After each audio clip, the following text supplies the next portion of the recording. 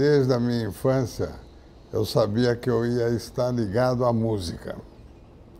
Ou no piano, agora como maestro, ou como compositor, ou como professor de música. Mas eu sabia que meu destino era a música desde os 8 anos de idade.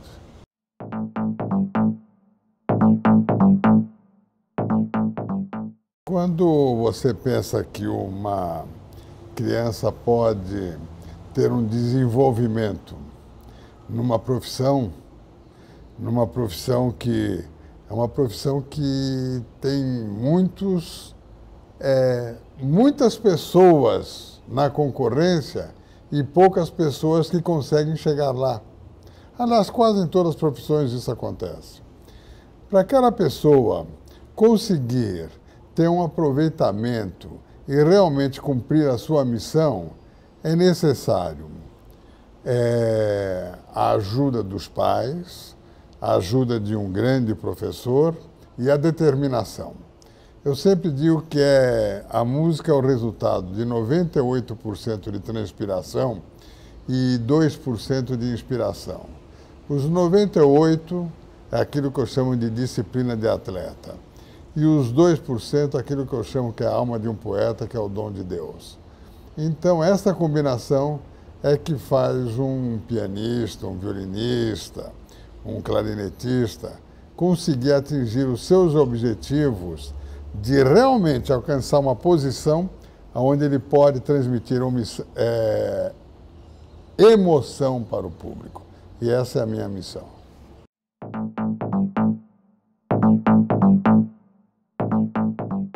Eu comecei minha profissão como maestro aos 64 anos de idade. Realmente, quando os médicos, depois de 19 operações, falaram que nunca mais eu poderia tocar profissionalmente, para mim foi um baque muito grande. Mas foi a hora que eu percebi que a vida, você quando nasce é como uma flecha. A flecha tem uma direção a seguir. Você pode ter erros e acertos na sua vida, mas você tem que corrigir os erros e procurar aprimorar os acertos. Mas, antes de tudo, fazer com que aquela flecha chegue ao destino para o qual ela foi destinada no dia que você nasceu. Então, eu posso dizer que eu tive erros e acertos, consegui corrigir os erros, aprimorar os acertos e, graças a Deus, hoje, só para você ter uma ideia, com a minha orquestra já atingi em 10 anos, ao vivo, 11 milhões de pessoas.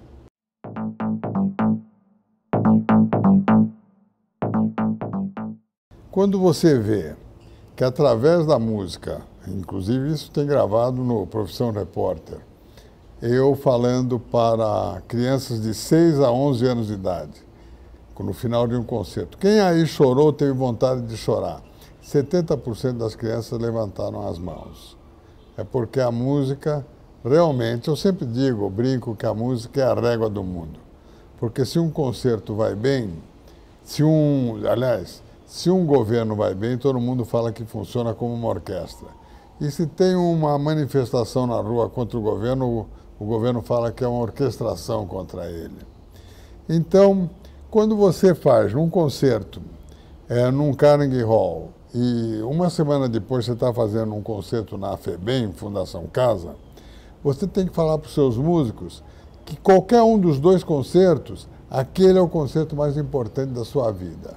Porque você tem que entrar no palco sempre como se fosse o concerto mais importante da sua vida. No momento que eu corri os céus, corri todos os céus de São Paulo, as periferias de São Paulo, norte, sul, leste, oeste, do Brasil inteiro, corri os grandes teatros e as periferias também.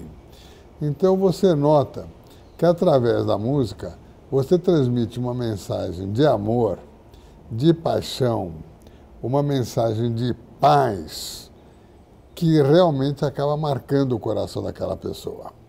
Então, quantas e quantas pessoas dioturnamente nos meus projetos eu recebo ou uma carta ou um e-mail.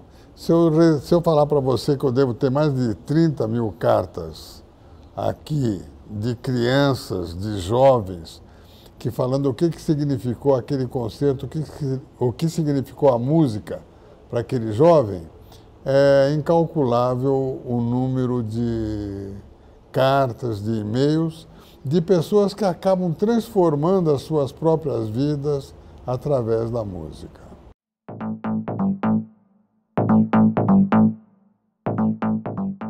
Eu procurei fazer da minha orquestra cada música como se fosse uma tecla de um piano.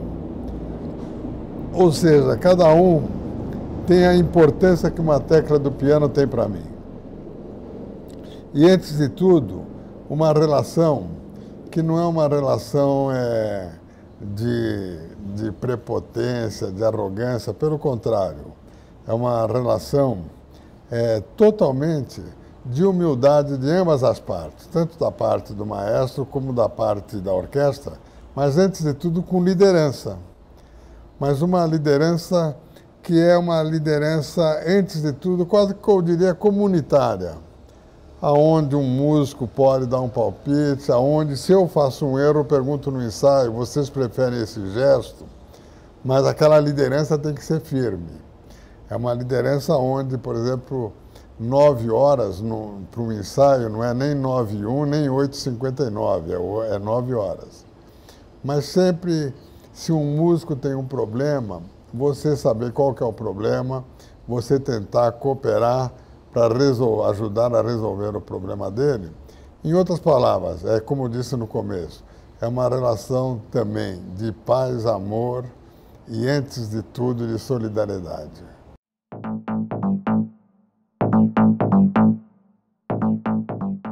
No tempo do Eleazar de Carvalho, nos anos 50, ele tinha coragem de lançar no Teatro Municipal um Nelson Freire, um Arthur Moreira Lima, eu mesmo. Mas quando você pensa na Sala São Paulo, em 14 anos ou 13 anos de Sala São Paulo, nunca um menino de 9 anos de idade entrou para uma série oficial de concertos para dar um concerto na Sala São Paulo. Então eu estou procurando reeditar aquilo que o Eleazar de Carvalho fez, porque no momento que uma criança que tenha talento, ela pode se expor ao público, e os pais sabendo que aquela exposição não é para aquela criança comece a faturar de imediato e perca o ideal. É para aquela criança saber que ela tem um futuro e que talvez lá pelos 16, 17, 18 anos ela esteja dentro do cenário internacional e assim iniciar uma carreira. Mas aquele início que a gente dá para a criança é para a criança poder saber o que ela pode representar para outros jovens brasileiros, para a sociedade brasileira, e ela perceber o que ela pode representar para o Brasil no futuro.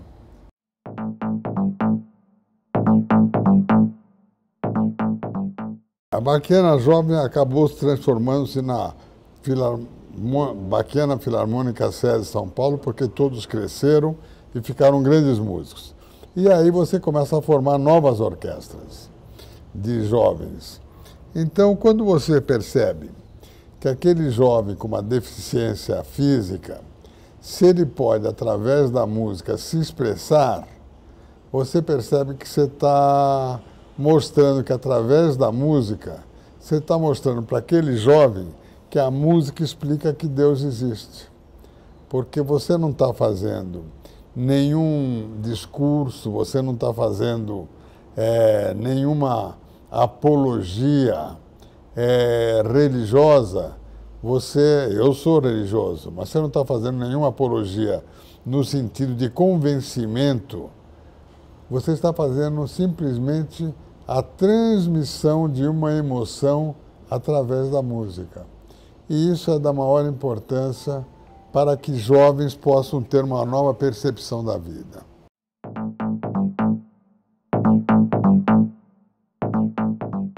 De 100 e tantos concertos que a gente dá, nós fazemos um concerto com um artista popular por ano que eu escolho a dedo. Primeiro escolhi a Vai Vai, depois escolhi a dupla Chitãozinho e Chororó no outro ano. No ano passado escolhi o Thiago Abravanel. Nesse ano escolhi o Carlinhos Brown, que vai ter uns concertos comigo, mas já fiz uma parceria com o Caetano Veloso, com o Milton Nascimento, aí só uma apresentação de 3 minutos, porque só existe um tipo de música, a música de bom gosto. Todos os meus concertos no interior são com Bach, Beethoven, Mozart, Haydn, Schubert. Pelo contrário, são concertos ultraconservadores. Quando acaba o concerto, para descontrair o público, acabou o concerto. No bis, eu acabei o concerto, vamos supor, com uma sinfonia de Beethoven. Aí o público está lá, aplaudindo e tudo mais. Eu chego na cidade e falo, em homenagem a essa cidade, uma homenagem de São Paulo a vocês. E pego a orquestra, toco o Trem das 11. O público fica louco, entende? Mas os maiores dirigentes do mundo fazem isso em Berlim, em Nova York. Aqui no Brasil, que há esse tipo de preconceito, aquelas pessoas de nariz empinado que acham que isso daqui é uma blasfêmia. Eu acho que música só existe aquela de bom gosto.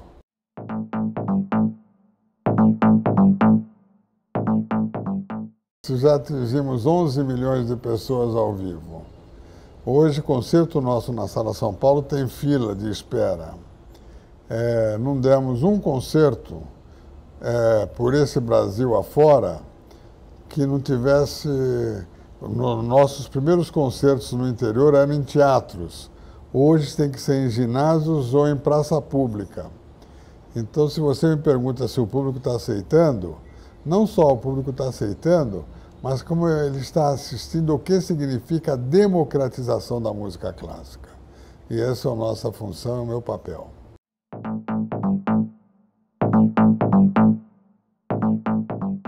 Sempre conto uma história de uma menina que foi a Nova York para estudar música e o primeiro lugar que ela queria conhecer era o Carnegie Hall no dia que ela chegou em Nova York.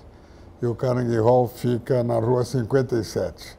E ela, perdida em Nova York, na rua 22 ela estava, primeiro dia, ela queria conhecer o Carnegie Hall de frente, pelo menos. Aí ela perguntou, e em Nova York as cidades são por números. Ela estava na rua 22. Ela perguntou para a velhinha, como é que eu faço para chegar até o Carnegie Hall? A velhinha falou, estudando muito. É a única forma. Estudar, estudar e estudar.